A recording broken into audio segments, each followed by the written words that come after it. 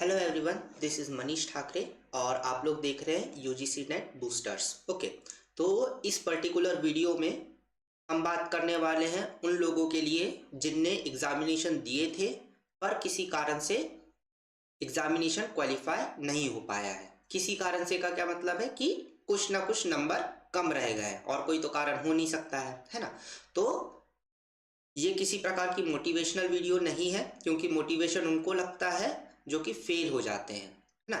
और हम फेल तो हुए नहीं है, हमारे ज़ीरो नंबर नहीं आए हैं। शायद ही किसी के आए हों ज़ीरो नंबर, तो वही बस फेल हुआ है। बाकी सब क्या है, कुछ ना कुछ कमी रह गई है सफलता में।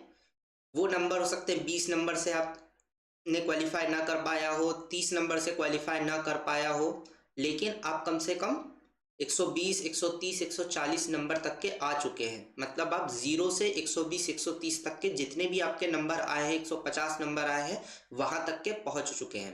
तो अब हमको क्या करना है, जो गैप बच चुका है, कितना क्वालिफिकेशन के कट ऑफ से लेकर के हमारे स्कोर तक के का, उसको किस प्रकार से हम आइडेंटिफाई करें, क्या कारण उसके रहे हैं उसको, और उसको किस प्रकार से हम फिल कर सकते हैं आने वाले 6 महीनों में, उसको हम देखते हैं। ठीक है, हम 6 महीने में कहां से कहां तक आ चुके हैं, जितने समय से भी आप अपना एग्जाम का तैयारी कर रहे थे वहां से आप अभी तक के आ चुके हैं। 150, 160 जितने भी आपके नंबर आए हैं वहां तक के, जीरो से लेकर के। ओके, तो अब हमको क्या करना है, जो बचा हुआ 20-30 नंबर का गैप है उसको फिल करना है इन बचे हुए 6 महीनों में। ओके, तो 6 महीने बाद में वापस से हमारी एग्जाम होने वाली है 5-6 महीने में, और उस 5-6 महीने के ड्यूरेशन में हमको उस गैप को फिल करना है। तो मैं अभी आपको स्ट्रेटेजीज बताऊंगा जिससे आप क्या कर पाएंगे, अपने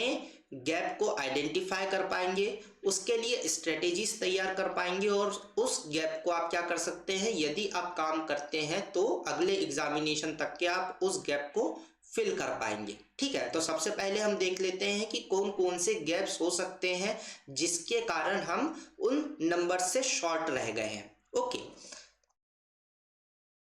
सबसे पहले तो है क्या, सबसे पहले है कि आपका सिलेबस कवर नहीं हुआ है। ओके, आपका सिलेबस कवर नहीं हो पाया है, आपको क्वेश्चन को देख करके लग रहा है कि ये तो आउट ऑफ सिलेबस क्वेश्चन है।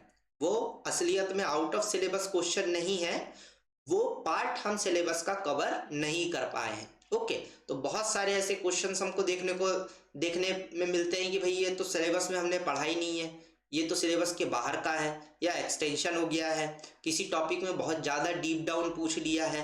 ओके, तो उस यूजीसी नेट एग्जाम में क्वेश्चन बनाने वाले ने बहुत ज़्यादा डीप डाउन जाकर के पूछा है, ये गैप नहीं है। गैप क्या है कि हमने किसी टॉपिक को डीप डाउन जाकर के पढ़ा ही नहीं है। ओके, तो इस पर्टिकुलर गैप को हम कैसे फील कर सकते हैं, सबसे पहले तो हमको सिस्टमेटिक डिवाइड करना है हमारे सिलेबस को। आपको चैप्टर को भी क्या करना है, सिस्टमेटिक तरीके से डिवाइड करना है। ओके, इसके बाद में क्या करना है, सिस्टमेटिक नोट्स बनाने हैं। ओके, जो आपके नोट्स पहले से बने हुए हैं उनको वेल स्ट्रक्चर्ड फॉर्म में लेकर के आना है। ठीक है, उसके बाद में क्या करना है, आपको कम से कम 2 बुक्स का रेफरेंस लेना है। कम से कम 2 बुक्स आप साथ में रखें, उससे क्या होगा कि आपको एक तो 2 बुक्स का अलग अलग स्ट्रक्चर देखने को मिल जाएगा। दूसरी बात कि जो टॉपिक एक बुक में छूट गया है वो आपको दूसरे बुक से आपको उसका क्या हो जाएगा, मिल जाएगा। और आखिरी में क्या है, आपको एआई टूल्स का यूज करना है। चैट जीपीटी का यूज करें, आप कोई दूसरा चैट बॉक्स का यूज करें। यूज क्या करना है कि मान लीजिए हमने पढ़ा है कि types of barriers in communication. Okay, आपने एक बुक से पढ़ा, दूसरे बुक से पढ़ा, एक बार आप एआई टूल से भी पूछ लीजिए कि और कौन कौन से टाइप्स ऑफ बैरियर्स हो सकते हैं। या आपको किसी क्वेश्चन का आंसर समझ में नहीं आ रहा है कि ये किस टॉपिक से हो सकता है, तो आप कॉपी करिए, चैट जीपीटी के पास में क्या करिए, पेस्ट करिए और उसको पूछिए कि भैया किस टॉपिक से है, हमको बताओ, हमको समझ में नहीं आ रहा है। वो आपको किस टॉपिक से है वो निकाल करके बता देगा। ओके, तो आपको बहुत एक्यूरेट तरीके से यदि किस सिलेबस को कवर करना है तो आपको कम से कम 2 बुक्स का यूज करना है और स्मार्ट तरीके से एआई टूल्स का इस्तेमाल करना है। ओके, तो इसको आप क्या करें, अप्लाई करें। इसके बाद में मॉक टेस्ट लें अपना खुद का, और इस पर्टिकुलर गैप में आपको लगता है कि अभी भी काम करना बाकी है तो वापस से रिपीट करें। ओके, दूसरी बात क्या आती है कि भाई एक्यूरेसी हमारी बहुत कम रह गई है ना। हमने अटेम्प्ट तो पूरे के पूरे क्वेश्चन किए 150, लेकिन उसमें से 50-60 ही सही हो पाए। ओके, तो एक्यूरेसी को किस प्रकार से हम अचीव कर सकते हैं, तो सबसे पहले तो हमको क्या करना है कि टॉपिक वाइज क्वेश्चंस प्रैक्टिस करने हैं। ओके, कि आपने एक पर्टिकुलर टॉपिक पकड़ा, उसको पढ़ा और उसके बाद में उसके क्वेश्चंस को सॉल्व किया। उससे क्या होगा कि आपका रिकॉल क्या है, तुरंत का किया हुआ है, और आपने एक बार उसको क्वेश्चन को सॉल्व कर लिया तो वो टॉपिक आपके दिमाग में पक्का भी हो गया। टॉपिक वाइज क्वेश्चंस कैसे सॉल्व करेंगे, तो मार्केट में बहुत सारी बुक्स अवेलेबल है जिसमें आपको टॉपिक वाइज, यूनिट वाइज और टॉपिक वाइज शॉर्टेड क्वेश्चंस मिल जाएंगे। ठीक है, तो उन बुक्स को आपको लेना है, अपना टॉपिक कवर करना है और उसके बाद में उसी टॉपिक से आपको क्वेश्चंस को सॉल्व करना है। इसके बाद में क्या है, डिफरेंट क्वेश्चन के फॉर्मेट्स को आपको सॉल्व करना है। आप आइडेंटिफाई करें कि भाई हमारे कौन से क्वेश्चंस का फॉर्मेट है जिसमें मुझे जो है एक्यूरेसी कम आ रही है, कि मुझे फिल इन द ब्लैंक्स को सॉल्व करने में मुझे एक्यूरेसी कम आती है, असर्शन रीजन वाले क्वेश्चंस को सॉल्व करने में मुझे एक्यूरेसी कम आती है, स्टेटमेंट वाले क्वेश्चंस को सॉल्व करने में मेरी एक्यूरेसी कम आती है, बहुत सारे अलग अलग सेंटेंस दिए रहते हैं वाले क्वेश्चंस को मुझे सॉल्व करने में एक्यूरेसी कम आती है। अपनी आइडेंटिफाई करिए और उसको किस प्रकार से आप सॉल्व कर सकते हैं उस पर आप स्ट्रेटेजीज बनाइए। ओके, तो इस प्रकार से हम क्या कर सकते हैं, अपनी एक्यूरेसी को इम्प्रूव कर सकते हैं। इसके बाद में क्या है कि टाइमिंग हमारी जो है वो बहुत ज़्यादा कम होती है ना, स्पीड हमारी कम हो जाती है, टाइम हम बहुत ज़्यादा ले लेते हैं। पूरा 180 मिनट में हमारा जो है 120 क्वेश्चंस ही हम अटेम्प्ट कर पाए। ओके, या 100 क्वेश्चंस ही हम अटेम्प्ट कर पाए, जिसके कारण हम पीछे रह गए क्वालिफिकेशन से। तो इसको हम कैसे दूर कर सकते हैं, सबसे पहले तो आप रीडिंग की प्रैक्टिस करिए कि आपकी ज़्यादा से ज़्यादा स्पीड में आप रीड कर पाए, साथ ही साथ उसको समझ भी पाए, है ना। स्पीड में पढ़ते तो चलेगा लेकिन मीनिंग कुछ भी नहीं पता तो भी उसका कोई काम नहीं रहेगा। तो हमको क्या करना है कि अपनी रीडिंग की प्रैक्टिस को बढ़ाना है।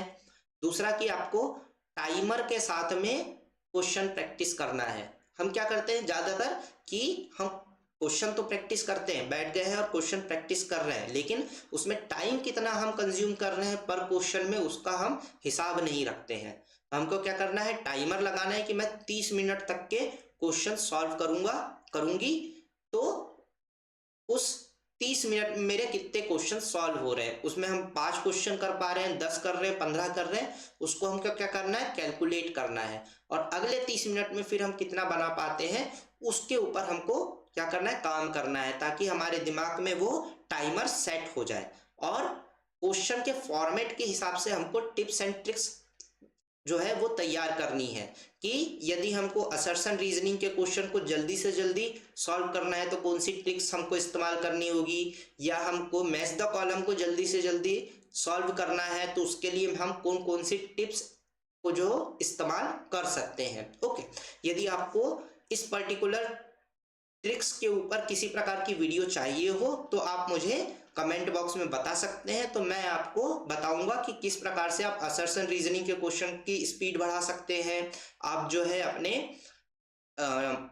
मैच द कॉलम के क्वेश्चंस को किस प्रकार से स्पीड से बना सकते हैं विथ एक्यूरेसी। यदि आपको नीड हो तो आप मुझे कमेंट बॉक्स में बता सकते हैं। ओके, इसके बाद में क्या आता है कि भाई वीक रिकॉल है, हमने पढ़ा तो हुआ है लेकिन हमको याद नहीं आ रहा है। ओके, तो हमने पढ़ा हुआ टॉपिक है, हमने इस पर्टिकुलर टॉपिक को पढ़ा हुआ है, लेकिन इससे जो क्वेश्चन आ रहा है वो हमको सही समय पे वापस से याद नहीं आ रहा है ना। तो इसको काउंटर करने के लिए आपको क्या प्रैक्टिस करनी है कि भाई आपको सबसे पहले तो कंटिन्यूस रिवीजन करना है। ओके, जो आप पढ़ रहे हैं वो तो ठीक है, आपको शाम को 1 घंटे बैठ करके के या सोने से पहले 1 घंटे बैठ करके, आधा घंटा बैठ करके सिर्फ पन्ने पलटते हुए चले जाना है, ऊपर ऊपर देखते हुए चले जाना है। ओके, इसके बाद में क्या है कि आपको टॉपिक वाइज PYQ सॉल्व करने हैं। ओके, तो आपका वापस से क्या हो जाएगा, रिकॉल होते रहेगा। आपने कोई टॉपिक पकड़ा हुआ है, उसको आप क्या कर रहे हैं, टोटल उसके क्वेश्चंस बना रहे हैं, तो ऑटोमेटिक आपको बार बार याद करने चले जाएंगे आप कि मैंने कौन से टॉपिक में क्या पढ़ा हुआ था। तो जितने बार आप रिकॉल करेंगे आपके पास में मेमोरी में वो उतने ही ज़्यादा अच्छे तरीके से क्या हो जाएगा, सेट हो जाएगा। और तीसरा क्या तरीका है कि भाई आप शॉर्ट नोट्स बनाएं, है ना। आपका मेन जो नोट्स बने हुए हैं वो तो है ही, इसके साथ में आप क्या करें, बिल्कुल शॉर्ट में, जैसे आपने टॉपिक लिख लिया कि टाइप्स ऑफ कम्युनिकेशन, आप कम्युनिकेशन के टाइप्स का नाम लिखते हुए चले जाएं। जब आप रिवीजन करेंगे आप क्या करेंगे, शॉर्ट नोट्स को खोलेंगे। आपने देखा टाइप्स ऑफ कम्युनिकेशन, पहला टाइप ऑफ कम्युनिकेशन है वर्बल कम्युनिकेशन। अब वर्बल कम्युनिकेशन क्या होता है उस चीज को आप रिकॉल करें, है ना। नॉन वर्बल कम्युनिकेशन क्या होता है आप उसको रिकॉल करें। तो ऑटोमेटिक क्या होगा, बार बार आप उसको रिकॉल जितना करेंगे उतना ही आपके मेमोरी में वो सॉलिड होते चले जाएगा। ओके, तो वही आपको एग्जामिनेशन में क्या आएगा, काम आएगा। ओके, इसके बाद में क्या है कि आप क्या है, एग्जाम के प्रेशर के कारण कि भाई हमने सब कुछ तो कर लिया, प्रैक्टिस भी कर ली, हमने जो है पूरा सिलेबस कवर कर लिया, एक्यूरेसी भी आ गई, स्पीड भी आ गई, रिकॉल भी हो जा रहा है, लेकिन एग्जाम का प्रेशर इतना है कि हमारा सब कुछ भूल चुका है ना। हम इतने ज़्यादा नर्वस हो चुके हैं कि हमने जो है सब कुछ किया हुआ था, लेकिन तब भी हमारा एग्जामिनेशन में हम जाकर के हमारे हाथ पाँव फूल गए। ओके, तो इसको ओवरकम किस प्रकार से किया जा सके, ठीक है। तो इसको ओवरकम करने के लिए हमको क्या करना है, मॉक टेस्ट देना है बार बार। ओके, जिस सिचुएशन से हमको घबराहट हो रही है उसको हम बार बार एक्सपीरियंस करेंगे तो ऑटोमेटिक क्या होगा, हमारा डिफेंस मैकेनिज्म उतना ही ज्यादा अच्छा तैयार हो जाएगा। ओके, हम बार बार मॉक टेस्ट देंगे तो हमारे क्या है, रिफ्लेक्स मसल्स उतनी ज्यादा मजबूत हो जाएगी। ओके, दूसरा क्या है कि आप डेली प्रैक्टिस करें क्वेश्चंस की टाइमर के साथ में, ठीक है। नर्वसनेस किस चीज की आती है, टाइम की आती है, भाई मुझे 3 घंटे में 150 क्वेश्चंस को सॉल्व करना है।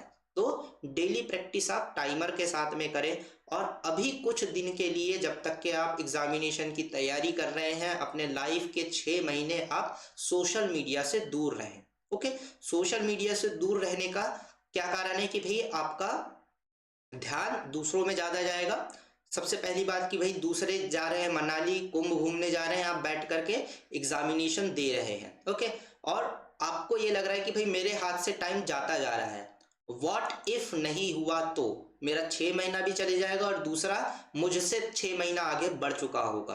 और जब आपके दिमाग में व्हाट इफ आ गया, सेकंड ऑप्शन आ गया मतलब, और जब आपके पास में सेकंड ऑप्शन दिमाग में आ गया तो फिर आप फर्स्ट के ऊपर फोकस नहीं कर पाएंगे, वहां से आपकी नर्वस एनर्जी जो है वो क्रिएट होना स्टार्ट हो जाएगी। तो आपको क्या करना है कि कुछ दिन के लिए अभी आपको सोशल मीडिया से दूर रहना है। जो भी आपके पास में फीड में आए वो आना चाहिए आपके क्या, यूजीसी नेट से रिलेटेड चीज ही आपके स्क्रीन पे आनी चाहिए। आप स्क्रीन से दूर ही रहें तो वो बहुत ही ज़्यादा अच्छा होगा। आई होप कि पर्टिकुलर वीडियो आपके लिए हेल्पफुल होगी।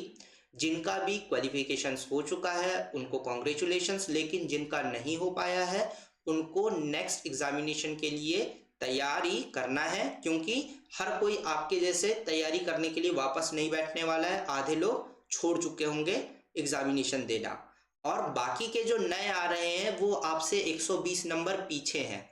ओके, वो जीरो से स्टार्ट कर रहे हैं, तो आपके पास में एडवांटेज है कि आप उस 30 नंबर का जो गैप रह गया है उसको फिल करके और बाकी सबसे आगे बढ़ सकते हैं। ओके, तो यदि आपको इन सब में से किसी भी गैप की फुल स्ट्रेटेजी चाहिए तो भी आप मुझे कमेंट बॉक्स में बता सकते हैं। यूजीसी नेट पेपर 1 और मैनेजमेंट से रिलेटेड आपको किसी भी टॉपिक से कोई भी वीडियो चाहिए हो तो भी आप मुझे कमेंट बॉक्स में बता सकते हैं। Thank you.